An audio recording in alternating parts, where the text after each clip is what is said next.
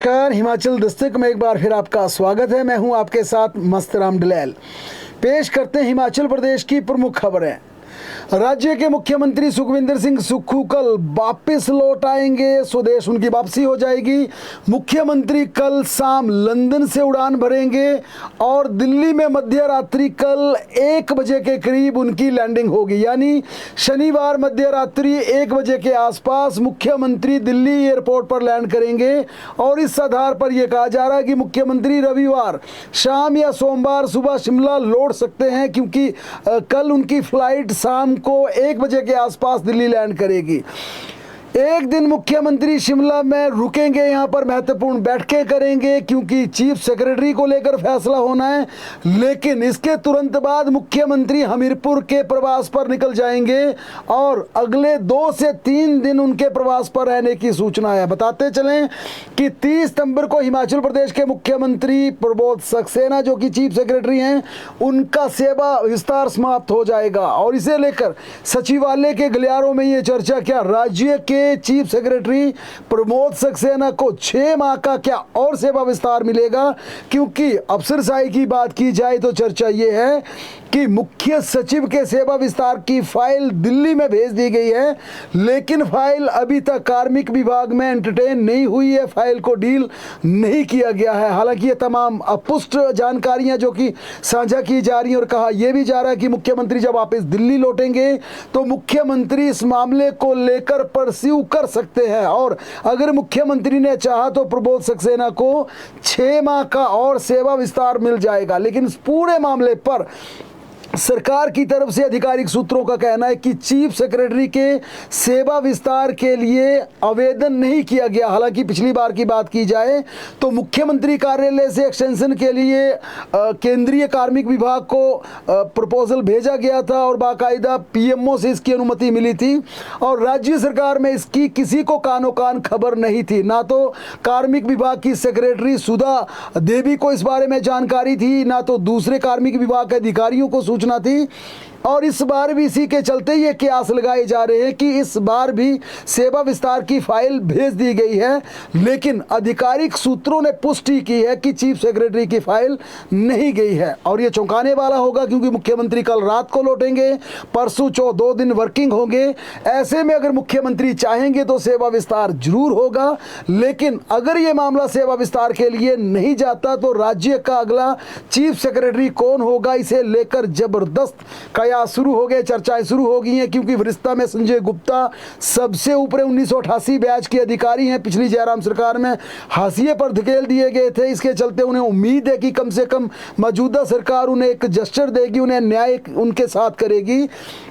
अगर उनके बाद वरिष्ठता की बात की जाए तो कमलेश कुमार पंत जो कि एडिशनल चीफ सेक्रेटरी हैं, उनका प्रबल दावा है। ओंकार शर्मा जो कि हिमाचल प्रदेश के मूल अधिकारी हैं, वह भी सीएस की रेस को लेकर चर्चाओं में हैं और हिमाचली अधिकारी होने के नाते एक ज़बरदस्त बात यह भी चल रही है कि इस समय हिमाचल प्रदेश में जिस प्रकार से चाहे वो डीजीपी की बात की जाए या दूसरे अधिकारियों की बात की जाए या तमाम तरह के अधिकारियों की बात की जाए, तो इसे लेकर हमेशा रोचकता बन रही है कि राज्य के मुख्यमंत्री जो कि अक्सर चौंकाने वाले फैसले करते हैं, वे चीफ सेक्रेटरी की कुर्सी पर किसकी तैनाती करते हैं। चर्चा यह भी है कि अगर सेवा विस्तार ना हुआ तो मुख्यमंत्री किसी अधिकारी को अतिरिक्त कार्यभार भी चीफ सेक्रेटरी का दे सकते हैं या चौंकाने वाला फैसला भी कर सकते हैं। इसे लेकर तरह तरह के कयास लग रहे हैं। बहरहाल मुख्यमंत्री के कल दिल्ली लौटने और परसों उनकी पूरी तरह से उनके सरकारी कामकाज में एक्टिव होने के बाद ये पता चल पाएगा कि अगला चीफ सेक्रेटरी कौन हिमाचल प्रदेश का होगा।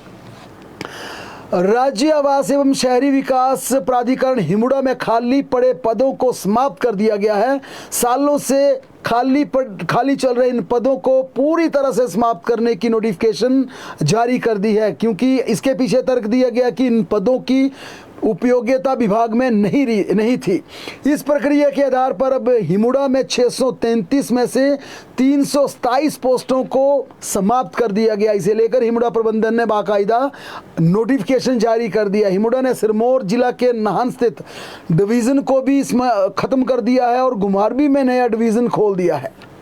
सीबीएसई बनाए गए हिमाचल प्रदेश के 100 सरकारी स्कूलों के प्रिंसिपल्स को शिमला में बुलाया गया है। स्कूल निदेशालय में बुलाए गए इन प्रिंसिपल्स के साथ शिक्षा सचिव बैठक करेंगे। बैठक में प्रधानाचार्यों को सीबीएसई के नियमों से अवगत करवाया जाएगा, जबकि स्कूल प्रधानाचार्य अपनी ओर से प्रेजेंटेशन देंगे। दरअसल विभाग ने यह बैठक तैयारियों को लेकर बुलाई है। प्रधानाचार्य अपने स्कूल की स्थिति, मूलभूत सुविधाओं से अवगत करवाएंगे। जिन स्कूलों की संबद्धता सीबीएसई से हो जाएगी, वहां शैक्षणिक सत्र 2026-27 से सीबीएसई पाठ्यक्रम शुरू किया जाएगा। शिक्षा विभाग शिक्षकों को भी विशेष ट्रेनिंग देगा।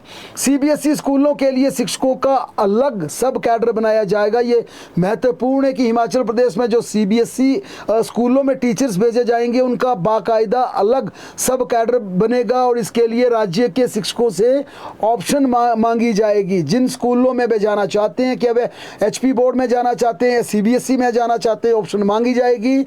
बाद में इन शिक्षकों का तबादला उसी सब कैडर के आधार पर होगा, यानी जो एक बार सीबीएसई में चला गया उसे वापस एचपी बोर्ड में नहीं लिया जाएगा। हालांकि यहाँ पर जो पहले चरण में सरकार ने 100 स्कूलों की सीबीएसई स्कूलों की लिस्ट जारी की है, उसमें तमाम ये स्कूल डिस्ट्रिक्ट हेडक्वार्टर या सब डिवीजन हेडक्वार्टर पर हैं। इसके चलते सीबीएसई स्कूलों में जाना अधिकतर अध्यापकों की पहली पसंद यहाँ पर बन सकती है, लेकिन इनका बाद में दूसरे इलाकों में, दूसरे क्षेत्रों में तबादला नहीं होगा जहाँ एचपी बोर्ड के स्कूल होंगे। प्रदेश में पिछले 30 महीने से जेबीटी और सीएंडबी से टीजीटी प्रमोशन सूचियां जारी नहीं हो पाई हैं।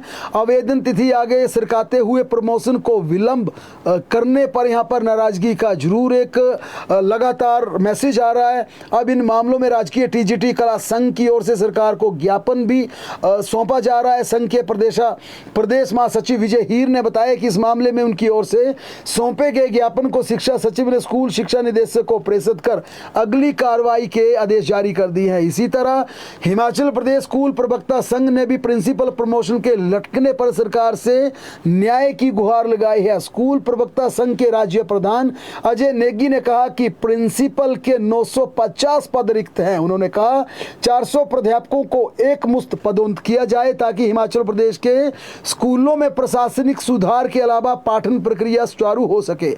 अजय नेगी ने बताया कि स्कूल प्राध्यापकों को 26 वर्षों तक पदोन्नति के लाभ से वंचित करना एक चिंता का विषय बन चुका है। उन्होंने कहा यह मामला राज्य के मुख्यमंत्री और शिक्षा मंत्री के ध्यान में लाते हुए तमाम शिक्षकों ने न्याय की गुहार लगाई है। इस मुद्दे को लेकर आज अजय नेगी की अध्यक्षता में बाकायदा एक महत्वपूर्ण वर्चुअली बैठक भी की गई, जिसमें कहा गया कि एक बार तमाम प्राध्यापकों को, जो पदाधिकारी हैं, उनको इकट्ठा कर मुख्यमंत्री और शिक्षा मंत्री के पास ले जाया जाएगा ताकि कम से कम पदोन्नति के इंतजार में बैठे इन तमाम स्कूल प्रवक्ताओं को न्याय मिल सके और इन्हें वित्तीय लाभ भी मिल सके।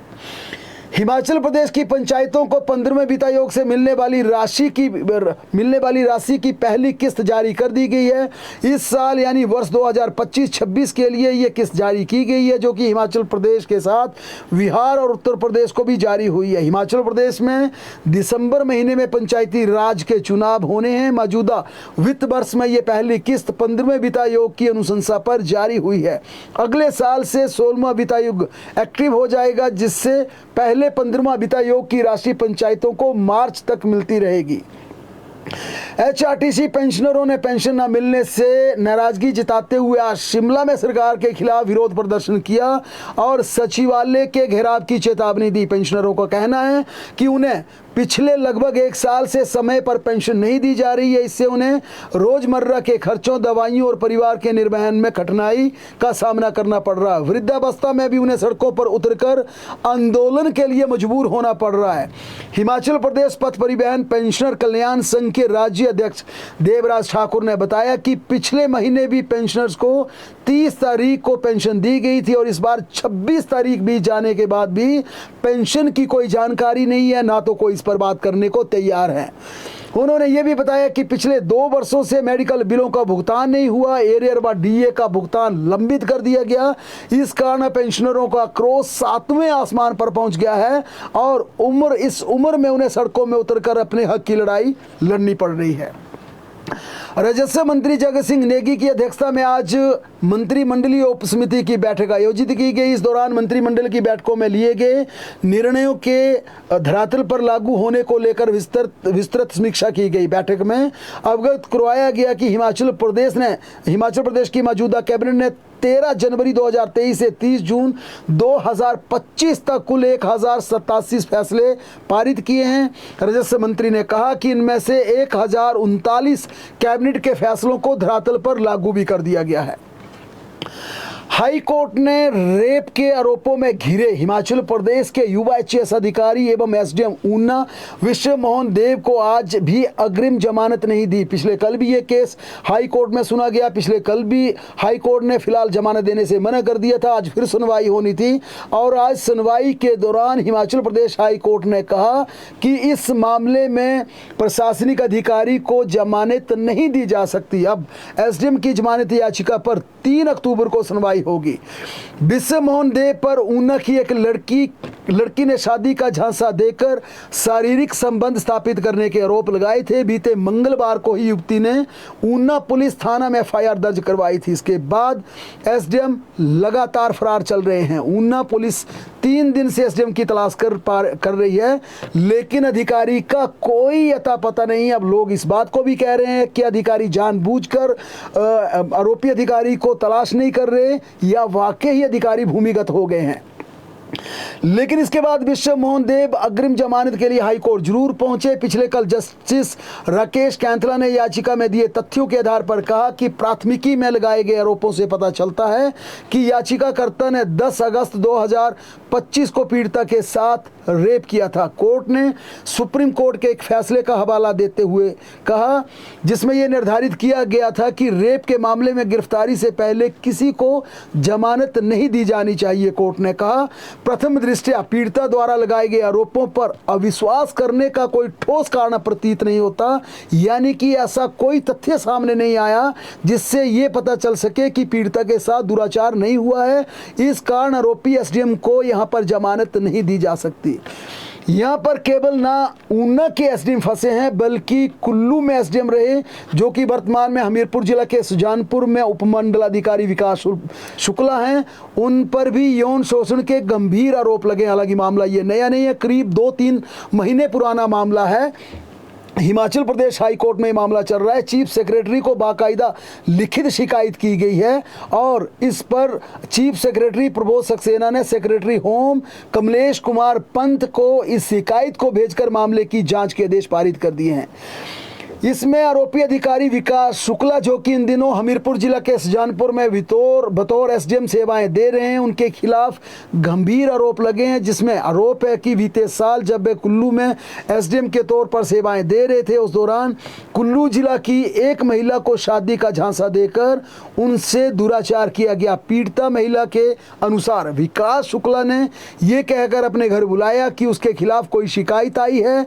इस बहाने बहला फुसलाकर उसे घर बुलाया गया, अपने आवास पर बुलाया और जब उनके आवास पर महिला पहुंची तो एसडीएम ने दरवाजा बंद करके उसके साथ बहला फुसलाकर उससे मीठी मीठी बातें करके उसे बहलाना फुसलाना शुरू कर दिया और धीरे धीरे उसे अपने वश में लेकर शारीरिक संबंध बनाने शुरू कर दिए। ये आरोप पुलिस को दी गई शिकायत में महिला ने लगाए हैं। सच्चाई कितनी इन्वेस्टिगेशन में पता चलेगा, लेकिन महिला ने अपनी शिकायत में कहा कि कुछ दिन बाद माफ़ी मांगने के बहाने दोबारा अपने घर बुलाया। घर पहुंचते ही अधिकारी ने उससे फिर उसके पर्स से मोबाइल निकालकर अपने पास रख लिया और कई तरह की प्रलोभन और धमकियां देने शुरू कर दी। महिला ने कुल्लू के पूर्व एसडीएम पर 2 बार उसका गर्भपात करवाने और जान से मार देने की धमकी जैसे संगीन आरोप लगाए हैं। पीड़िता ने इन आरोपों को अब पुलिस जांच में जुट गई है। पीड़िता महिला ने आरोप लगाया कि जब वह कुल्लू पुलिस के पास गई तो पुलिस ने भी इस मामले में कार्रवाई करने से आनाकानी की। इसके बाद एक एडवोकेट के माध्यम से हिमाचल प्रदेश हाई कोर्ट में याचिका दायर की गई। इस याचिका पर बीते दिनों हाई कोर्ट ने एसपी कुल्लू, महिला थाना कुल्लू, पूर्व एसडीएम कुल्लू विकास शुक्ला के खिलाफ कार्रवाई करते हुए जवाब तलब किया पुलिस से। और इसी आधार पर महिला ने चीफ सेक्रेटरी को भी शिकायत भेजी थी, जिस पर चीफ सेक्रेटरी ने अब दोबारा जांच करने के लिए कहा है। वहीं इस पूरे मामले को लेकर एसडीएम विकास शुक्ला ने अपने खिलाफ लगे तमाम आरोपों को नकार दिया। उन्होंने मीडिया के सामने खुलकर प्रतिक्रिया देते हुए कहा, यह बिल्कुल उन्हें ब्लैकमेल करने का प्रयास किया जा रहा है, उन्हें डिफेम करने का प्रयास किया जा रहा है। उन्होंने अपने ऊपर लगे तमाम आरोपों को नकार दिया। विकास शुक्ला का कहना है कि आरोप लगाने वाली महिला पहले भी कई फोरम पर शिकायत कर चुकी है। कुल्लू में पोस्टिंग के दौरान महिला छोटे छोटे काम करवाने के लिए उनके पास आती थी। महिला लगातार फोन करने लगी तो फिर उन्होंने महिला से अपने आप को अलग करने का फैसला लिया। इस कारण महिला गुस्से में एक दफ़ा उनके घर ही पहुंच गई। यानी कि शुक्ला साहब का कहना है कि जब उन्होंने महिला के फ़ोन उठाने बंद कर दिए तो गुस्साई महिला उनके घर पहुंच गई। उस वक्त उन्हें बाकायदा पुलिस को बुलाना पड़ा, महिला को घर से बाहर करना पड़ा और इस पूरे मामले की पुलिस में रपट भी दर्ज है। उन्होंने कहा कि महिला ने इसके बाद महिला ने तरह तरह के आरोप लगाने शुरू कर दिए। अब भी वह जांच के लिए पूरी तरह सहयोग करेंगे, जांच के लिए तैयार है। उन्होंने कहा, मैं बिल्कुल बेकसूर हूं, पूरे आरोप बेबुनियाद हैं और मैं हर तरह की जांच में शामिल होने के लिए शामिल हूं, हर तरह की जांच का सामना करूंगा। हिमाचल प्रदेश हाई कोर्ट ने वन भूमि से अतिक्रमण हटाने की प्रक्रिया जारी रखने के आदेशों को बरकरार रखा है। अदालत ने स्पष्ट कर दिया कि 31 अक्टूबर से पहले हिमाचल प्रदेश में अतिक्रमणकारियों को बेदखल करने के आदेश लागू रहेंगे। इसमें किसी प्रकार की कोई ढील नहीं बरती जानी चाहिए। न्यायमूर्ति विवेक सिंह ठाकुर और न्यायमूर्ति विपिन चंद्र नेगी की खंडपीठ ने कहा कि 2002 की अतिक्रमण नियमितीकरण नीति में वन भूमि पर किए गए अतिक्रमण को नियमित करने का कोई प्रावधान नहीं है, इसलिए अतिक्रमणकारियों को इसका कोई लाभ नहीं मिलना चाहिए। कोर्ट ने कहा कि उपायुक्त शिमला की ओर से दाखिल हल्फनामे से यह तथ्य सामने आया है कि अतिक्रमण वन भूमि पर हुआ है। मुख्य वन संरक्षक शिमला के अनुपालना हल्फनामे में भी यही तथ्य दोहराया गया कि अतिक्रमण अवैध रूप से वन भूमि पर किया गया है। डीसी शिमला और वन अधिकारी ठियोग को 26 नवंबर तक अब तक की कार्रवाई की रिपोर्ट मांगी गई है। अब इस पूरे मामले की सुनवाई 9 दिसंबर को होगी, लेकिन 31 अक्टूबर तक जो प्रक्रिया चल रही है उसे यथावत जारी रखने के हाई कोर्ट ने आदेश पारित करते हुए कहा कि हिमाचल प्रदेश में अतिक्रमण जो भी वन भूमि पर, सरकारी भूमि पर तरह तरह, चाहे वो 2002 में जब भारतीय जनता पार्टी की सरकार थी, लोगों से फॉर्म भरवा कर कहा गया था कि अगर आपका कहीं पर कब्जा है तो आप भर कर दीजिए, आपका वो हम कब्जा रेगुलर कर देंगे। उस पर हाई कोर्ट ने कहा वो इलीगल कब्जा था, अवैध था, ऐसी कोई पॉलिसी नहीं थी, ऐसी कोई नीति नहीं थी, उसे खत्म कर दिया गया है। लिहाजा हाई कोर्ट ने कहा कि तय तिथि तक इस कार्रवाई को अंजाम देना पड़ेगा और युद्ध स्तर पर अवैध कब्जे हटाने पड़ेंगे। कांगड़ा स्थित बैजनाथ के हरतड़ा नगेड़ के युवक की हत्या में दोषी बुआ और 2 भतीजों को अदालत ने उम्र कैद की सजा सुनाई है। अतिरिक्त जिला एवं सत्र न्यायाधीश पालमपुर की अदालत ने यह सजा सुनाई है। 11 जनवरी 2016 को सौरभ राणा का पवन कुमार, अनिल कुमार और बुआ तानो देवी से झगड़ा हो गया था। इन तीनों ने सौरभ राणा को गाड़ी से निकालकर उनके साथ मारपीट की। बाद में आरोपियों ने सौरभ को पकड़कर डंडों से पीट कर उसे अधमरा कर छोड़ दिया और वहां से भाग गए। लिहाजा इस हत्या के केस में तीनों दोषियों को आज उम्र कैद की सजा सुनाई गई। सिरमौर जिला में एक 15 साल की स्टूडेंट ने फंदा लगाकर अपनी जीवन लीला समाप्त कर दी। छात्रा बीती शाम अपने पिता से स्कूल टूर पर मथुरा जाने की अनुमति मांग रही थी, लेकिन पिता ने पढ़ाई को ध्यान में रखते हुए और बच्ची को समझाते हुए टूर पर जाने से मना कर दिया। इस बात से नाराज बच्ची ने अपने कमरे में चली गई और दुपट्टा लगाकर फंदा लगा लिया। ऊना जिला की बैरिया पंचायत की 24 वर्षीय युवती अंशिका की निर्मम हत्या के मामले में आरोपी फौजी को पुलिस ने गिरफ्तार कर लिया। कत्ल के आरोप में आरोपी जम्मू में ड्यूटी ज्वाइन कर चुका था। पुलिस ने फौजी को जम्मू में यूनिट से गिरफ्तार किया। साथ ही आरोपी के चाचा को भी पुलिस ने पकड़कर ऊना कोर्ट में पेश किया। आरोपी ने अपना जुर्म कबूल कर लिया। बता दें कि बंगाणा की जोल उपसील की बैरिया पंचायत की 24 साल की युवती अंशिका की निर्मम हत्या कर दी गई। मामले में मुख्य आरोपी प्रवेश कुमार, जो कि उसका प्रेमी भी था और 4-5 महीने पहले उसने बाकायदा कोर्ट में उसके साथ शादी की थी, उसे गर्भवती भी कर दिया गया था। लेकिन इस पूरे मामले के बाद उसके परिवारजनों ने मान लिया कि अगर बेटी ने कोर्ट मैरिज कर ली है और प्रवेश उससे प्यार करता है तो क्यों ना उसकी खुशी खुशी शादी कर दी जाए। इसके चलते परिवार के लोगों ने 24 सितंबर को शादी की तारीख तय कर दी। 23 सितंबर को उसकी निर्मम हत्या कर दी, यानी कि जिस दिन बारात आनी थी उससे पूर्व संध्या पर अचानक अंशिका अपने घर से गायब हो गई। अगली सुबह देखा उसका शव जंगलों से बरामद किया और पूरी तरह से जला हुआ शव था, आग में झुलसा हुआ शव था। अब पकड़े गए आरोपी फौजी ने मान लिया कि उस पर लगातार उस पर अंशिका शादी का दबाव बना रही थी। इसके चलते उसने साजिश रची थी, बाकायदा उसने एक प्लानिंग की थी कि किस प्रकार से उससे पीछा छुड़ाया जाए। यही वजह कि वह शादी के लिए राजी हो गया। फिर बारात आने से एक दिन पहले उसे बाहर बुलाया गया, बाहर बुलाकर उससे बात करने के बहाने जंगल की तरफ ले गया और वहीं पर उसने अपने चाचा के साथ मिलकर हत्या कर दिया। इस पूरे मामले में पुलिस जांच में जुट गई है। बहरहाल प्रदेश की तमाम बड़ी खबरों के लिए लगातार जुड़े रहें हमारे साथ, देखते और पढ़ते रहें हिमाचल दस्तक।